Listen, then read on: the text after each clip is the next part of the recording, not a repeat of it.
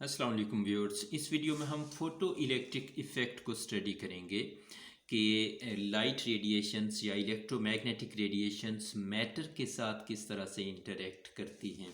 तो यहाँ low energy radiations की बात करेंगे हम कि लो एनर्जी रेडिएशंस जब मैटर के साथ इंटरेक्ट करती हैं तो क्या इफ़ेक्ट होता है। तो लफ्ज़ी मतलब पर जाएँ तो यहाँ टॉपिक का नाम है फ़ोटो इलेक्ट्रिक इफ़ेक्ट। तो फ़ोटो लाइट के लिए है, फ़ोटो का मतलब है लाइट, और इलेक्ट्रिक इफ़ेक्ट करंट प्रोडक्शन के लिए आता है। तो इसका मतलब है कि ये एक ऐसा फिनोमेना है जिसमें लाइट के ज़रिए हम करंट प्रोड्यूस करेंगे। तो डेफिनेशन इसकी यूँ होगी कि the emission of electrons from a metal surface when light of suitable frequency is incident on it or falls on it is called photoelectric effect। यानी मेटल सरफेस पर जब सूटेबल फ्रीक्वेंसी की लाइट हम incident करते हैं, fall करते हैं, तो उसमें से इलेक्ट्रॉन्स एमिट होते हैं। इस इफ़ेक्ट का नाम फोटो इलेक्ट्रिक इफ़ेक्ट होता है। और जो इलेक्ट्रॉन्स इस फिनोमिना में एमिट होते हैं they are called photo electrons. ये फिनोमिना तकरीबन तमाम मटेरियल्स में होता है, तमाम किस्म के सब्सटेंसेस में होता है, but is most easily observed with metals. लेकिन मेटल में ये ज़्यादा ईजीली ऑब्ज़र्व किया जा सकता है। इसी तरह से whole range of electromagnetic radiations from gamma rays, X rays and ultraviolet rays to the visible and infrared rays produce this effect। यानी तमाम किस्म की रेडिएशंस गैमा रेस से लेकर इंफ्रारेड रेस तक, जिसमें विजिबल भी आ जाएंगी, एक्स रेस भी आ जाएंगी और यूवीज भी आ जाएंगी, तो तमाम किस्म की रेडिएशंस भी ये फिनोमिना प्रोड्यूस करती हैं।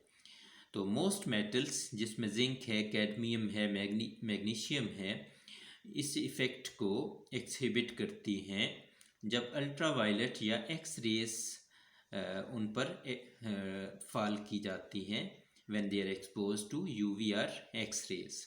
इसी तरह से सर्टन अल्कली मेटल्स हैं जो जिसमें सोडियम है, पोटेशियम है, कैल्शियम है, ये photo electric effect visible light के लिए शो करती हैं। इसी तरह से sodium gives this effect for radiations of तकरीबन सोडियम जो फ़ोटो इलेक्ट्रिक इफ़ेक्ट शो करेंगी वो वेव लेंथ अगर रेडिएशंस का 5455 एंगस्ट्रॉम की रेंज में हो, और इसी तरह से सीजियम 6438 एंगस्ट्रॉम की रेंज में वेव लेंथ हो रेडिएशंस का, तो ये इनमें फ़ोटो इलेक्ट्रिक इफ़ेक्ट काज किया जा सकता है। तो डिस्कवरी इसकी 1887 को हुई थी। हेनरिच हर्ट्ज़ ने इस फिनोमिना को डिस्कवर किया था, और एक्सपेरिमेंटल स्टडी जो इसकी है वो हॉलवार्ट्स ने 1888 को कंफर्म की थी, एक्सपेरिमेंटल स्टडी की थी। इन 1899 Lenard showed that carriers of electricity emitted from a metal surface पर इलेक्ट्रॉन्स। पहले सिर्फ कैरियर्स बोला जाता था, इलेक्ट्रिसिटी कैरियर्स, करंट कैरियर्स, लेकिन इनको डिस्कवर किया फिर 1899 को लिनार्ड ने। और फाइनल जो टच था इसके लिए वो लास्ट में हम पढ़ेंगे कि वो फिर आइंस्टाइन ने इसको एक्सप्लेन किया था फ़ोटो इलेक्ट्रिक इफ़ेक्ट को। तो वहाँ जाके हमारी फ़ोटो इलेक्ट्रिक इफ़ेक्ट की स्टडी मुकम्मल हुई थी। तो एक्सपेरिमेंटल स्टडी की जब हम बात करेंगे तो इसके जो मेन कंपोनेंट्स हैं वो हमारे पास एक एवैक्यूएटेड ग्लास ट्यूब होगी, a metal surface, a metal anode होगा, एक फ़ोटो सेंसिटिव मेटल प्लेट होगी जो कैथोड के तौर पर इस्तेमाल होगी, और यही बेसिकली हमारी जो इलेक्ट्रॉन एमिशन करने वाली जो मेटल सरफेस है वो ये वाली होगी। तो ये गैल्वानोमीटर होगा करंट को डिटेक्ट करने के लिए, या एमीटर होगा, और लाइट सोर्स चाहिए है कि लाइट फॉल करवाने के लिए, और इसी तरह से वेरिएबल वोल्टेज सोर्स होगा जो अप्लाइड फोर्स की फ्रीक्वेंसी, चूँकि हमें जो इलेक्ट्रॉन्स यहाँ से एमिट होंगे उनकी एनर्जीज़ के लेवल्स को स्टडी करना है, तो उनकी एनर्जीज़ को चेक करने के लिए हम फिर यहाँ पे वेरिएबल वोल्टेज सोर्स को भी की भी हमें ज़रूरत होगी, हम उसको भी इस्तेमाल करेंगे। तो ये है जी एक्सपेरिमेंटल सेटअप, जिसमें ये कैथोड सरफेस है, इस पर यही वो मेटल प्लेट है, मेटल है जिसके ऊपर हमने लाइट फॉल करवानी है। तो इसमें से इलेक्ट्रॉन एमिट होंगे और ये कैथोड है, इसके सामने ये एनोड है और ये एनोड वो निकलने वाले इलेक्ट्रॉन्स को अपनी तरफ अट्रैक्ट करेगा, क्योंकि ये पॉजिटिव टर्मिनल ऑफ बैटरी के साथ कनेक्टेड है।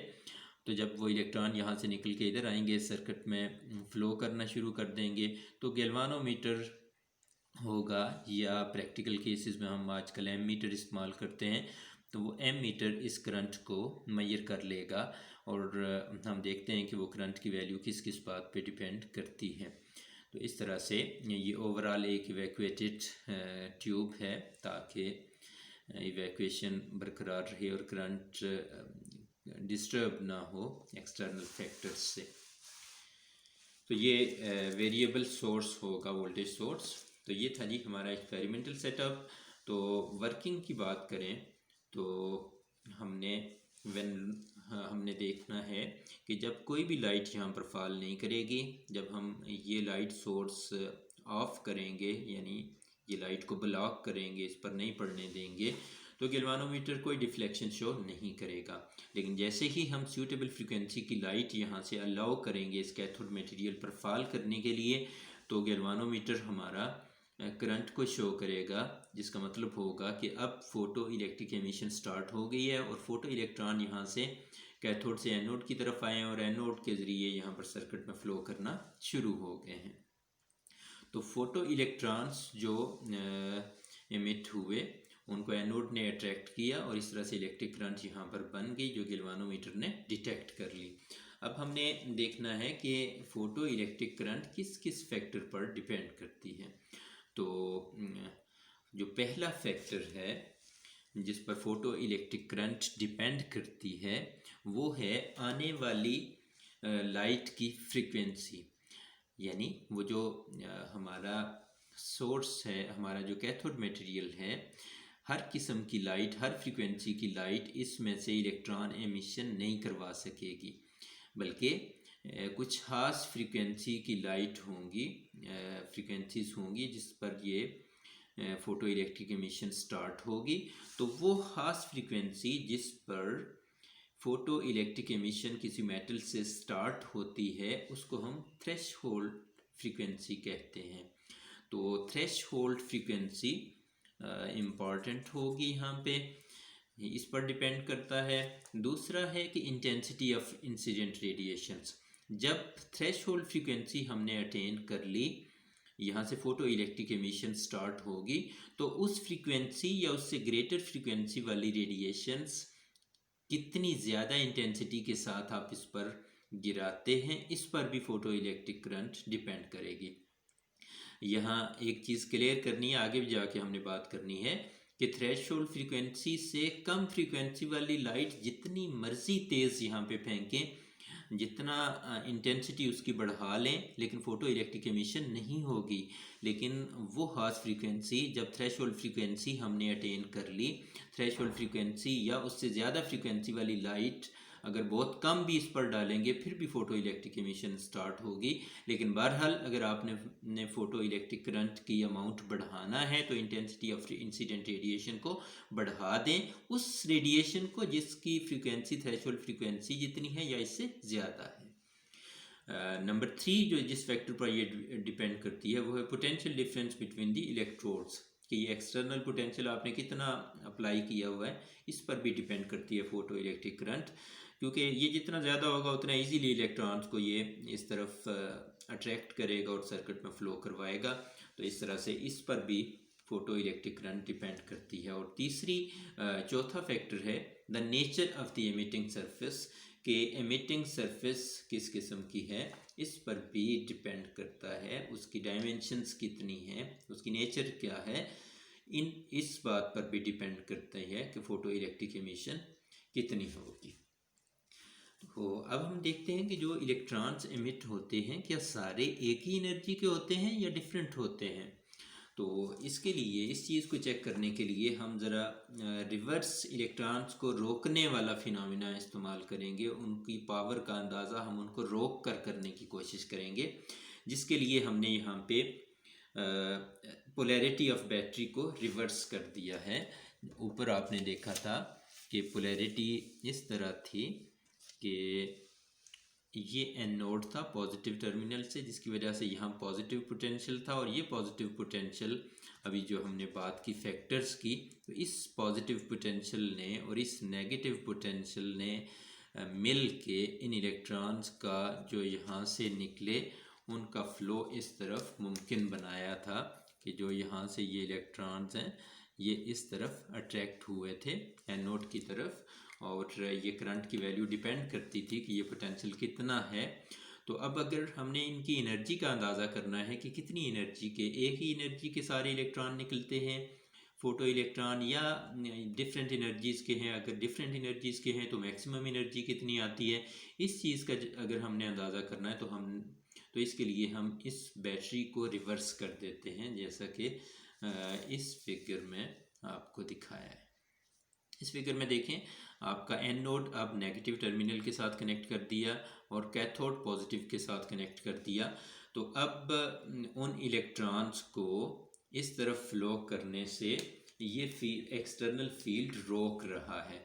इलेक्ट्रॉन तो इस कैथोड से निकल के इस तरफ आना चाहेंगे, लेकिन ये जो एक्सटर्नल फील्ड है ये उन्हें रोकेगा। और चूँकि ये वेरिएबल बैटरी होगी, तो वेरिएबल बैटरी के लिए जब ये हम इसकी वोल्टेज को बढ़ाएंगे तो जो कम एनर्जी वाले इलेक्ट्रॉन हैं वो रुकना शुरू हो जाएंगे, और जैसे जैसे हम वोल्टेज को, इसकी पोटेंशियल डिफरेंस को, इसकी ईएमएफ को बढ़ाते रहेंगे तो गैल्वानोमीटर हमारा करंट में कमी शो करता रहेगा, यानी फोटो इलेक्ट्रिक करंट में कमी आती जाएगी, वो समाल होती जाएगी। और करते करते करते एक स्टेज ऐसी आएगी कि हमने ये जो रेजिस्टिव पोटेंशियल है, रिवर्स पोटेंशियल है, ये इतना कर देना है कि फ़ोटो इलेक्ट्रिक करंट बिल्कुल स्टॉप हो जाए, यानी गैल्वानोमीटर नल पोजीशन पर आ जाए। तो इस केस में फिर हम ये कहेंगे कि हमने उन इलेक्ट्रॉन्स को स्टॉप कर दिया है, यानी सबसे लास्ट पे कौन से इलेक्ट्रॉन स्टॉप होंगे, जिनके पास मैक्सिमम एनर्जी होगी। तो शुरू में जब कम पोटेंशियल था तो कुछ इलेक्ट्रॉन उस वक्त स्टॉप हो गए, इसका मतलब है उनके पास कम एनर्जी थी, और फिर हम वोल्टेज को बढ़ाते रहे तो जो ज़्यादा एनर्जी वाले इलेक्ट्रॉन थे वो भी स्टॉप होते गए, और करते करते करते एक खास पोटेंशियल पर सारे इलेक्ट्रॉन स्टॉप कर जाएंगे, इस एनोड तक नहीं पहुंचेंगे। तो इसका मतलब है वो जो आखिरी जब करंट यहाँ ज़ीरो होने वाला लम्हा होगा, गैल्वानोमीटर की नीडल ज़ीरो शो करेगी, उस लम्हे जो इलेक्ट्रॉन स्टॉप होंगे वो इलेक्ट्रॉन मैक्सिमम एनर्जी के हामिल होंगे, उनके पास मैक्सिमम एनर्जी होगी। तो इसका मतलब है कि kinetic energy of electrons was directly proportional to the applied potential. यहाँ जो रिवर्स पोटेंशियल हमने अप्लाई किया इस पर वो डिपेंड कर रहे थे अप्लाइड जो हमारे इलेक्ट्रॉन्स थे। तो इस केस में अगर हम बात करें तो इस पोटेंशियल को हम स्टॉपिंग पोटेंशियल का नाम देंगे, जिस पोटेंशियल पर हमारे सारे इलेक्ट्रॉन्स स्टॉप हो गए, कि जब हमने इंक्रीज़ किया वोल्टेज को to make a more and more negative, यानी हमने एनोड को मोर एंड मोर नेगेटिव किया तो करंट डिक्रीज करती गई, और it stops at a certain potential called stopping potential, उसको हम कह देंगे स्टॉपिंग पोटेंशियल, जिस पर करंट स्टॉप कर जाएगी। तो स्टॉपिंग पोटेंशियल फिर इस तरह से डिफाइन होगा कि it is the negative potential of anode eight which photo electric current becomes zero, और इसको डिनोट करेंगे वी नोट से। तो kinetic energy will be directly proportional to V, and kinetic energy maximum will be equal to E into V naught। तो kinetic energy का formula होता है half mv square. तो यहाँ ये काइनेटिक एनर्जी को रेस्पॉन्ड कर रही है उन इलेक्ट्रॉन्स को जिनकी मैक्सिमम वेलोसिटी थी, तो half mv square will be equal to E into V naught होगी। Thank you.